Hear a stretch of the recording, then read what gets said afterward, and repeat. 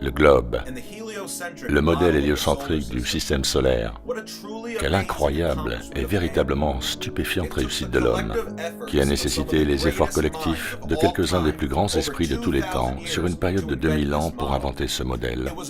Une perle de l'ingénierie à rebours.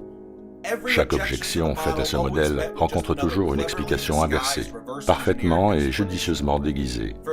Par exemple, la déficience du parallaxe stellaire, rationalisée par la distance des étoiles, des trilliards et des trilliards de kilomètres éloignés de nous.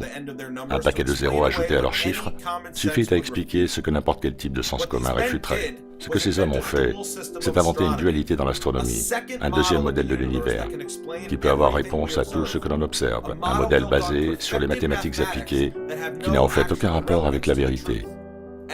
Comme l'écrivit autrefois George Orwell dans son livre prophétique 1984, « Que sont les étoiles ?» dit O'Brien, nonchalamment. « Ce sont juste des points lumineux, distants de quelques kilomètres. Nous pourrions les atteindre si nous le voulions, ou nous pourrions les ignorer. La Terre est le centre de l'univers. Le Soleil et les étoiles lui tournent autour. Lorsque l'on navigue sur l'océan, ou lorsque nous prédisons une éclipse, nous le faisons en présupposant que la Terre tourne autour du Soleil et que les étoiles sont à des trilliards de kilomètres.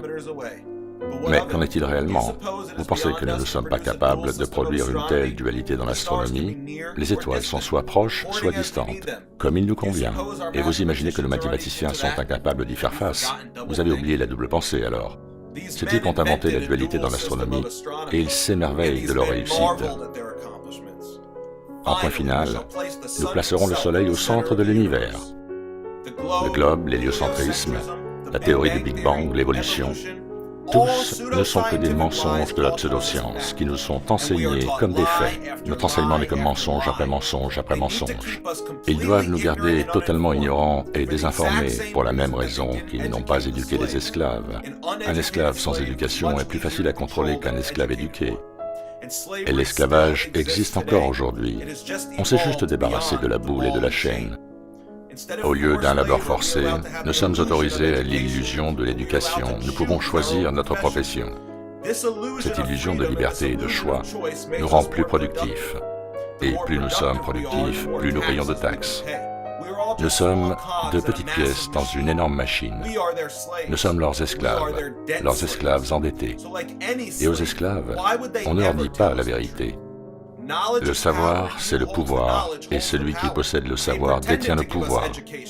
Ils prétendent nous donner une éducation, mais ce n'est qu'un programme dilué conçu pour empêcher notre esprit d'atteindre son vrai potentiel. Ce n'est qu'un endoctrinement du gouvernement, et les gens avalent mensonges après mensonges. Et tous ces mensonges n'ont qu'un seul but, supprimer l'idée du Créateur. Et la théorie avancée pour justifier l'existence aléatoire d'un univers sans créateur est celle du Big Bang, qui exige que les planètes et étoiles soient de forme sphérique, façonnées par la gravité, pour qu'elles soient seulement plausibles. Ça ne fonctionne pas sur une Terre plate. Comment pourrait-il justifier la création d'une Terre plate et de ses corps célestes lui tournant autour sans une intelligence suprême? Ils ne le peuvent pas. Une Terre plate géocentrique créée par un idiot? Et c'est un énorme problème pour ceux qui détiennent le pouvoir ici sur Terre. Et voilà ce à quoi tout se résume. Personne ne peut servir deux maîtres à la fois. Vous détesterez l'un et aimerez l'autre. Personne ne peut servir à la fois le Créateur et l'argent, le Créateur et l'avidité, dans le même temps. La Bible décrit précisément une terre stationnaire avec des frontières, un début et une fin, comme toute chose. Donc, si la Terre était plate, cela correspondrait à la parole du Créateur, et Satan, lui, n'a de cesse de nous dire le contraire de cette parole. Tous les mensonges de Satan masquent la vérité et nous éloignent du Créateur. Et il leur faut travailler dur pour oblitérer le Créateur, car personne ne peut servir deux maîtres en même temps. Ils veulent que l'argent soit votre maître. Ils veulent que vous soyez un esclave endetté dans l'immense pyramide monétaire à la Ponzi. Car c'est vous, le travailleur de base, qui permettez à cette matrix de fonctionner. Si les gens avaient vraiment conscience de l'existence d'un Créateur, qu'il y a réellement une vie après la mort, et que notre condition d'être physique sur cette Terre n'est que comme un point minuscule sur un radar, alors ils cesseraient de se rendre à leur travail cul-de-sac pour un salaire d'esclave. Ils n'accepteraient plus l'endettement avilissant des banquiers qui nous contrôlent. Les gens choisiraient immédiatement le Créateur au lieu de l'argent. Et le système entier s'écroulerait. Tous ces mensonges minutieusement conçus n'ont qu'un seul et unique objectif, celui de supprimer la réalité du Créateur, de sorte que nous restions asservis à leur système d'endettement. Car encore une fois, il est impossible de servir deux maîtres en même temps.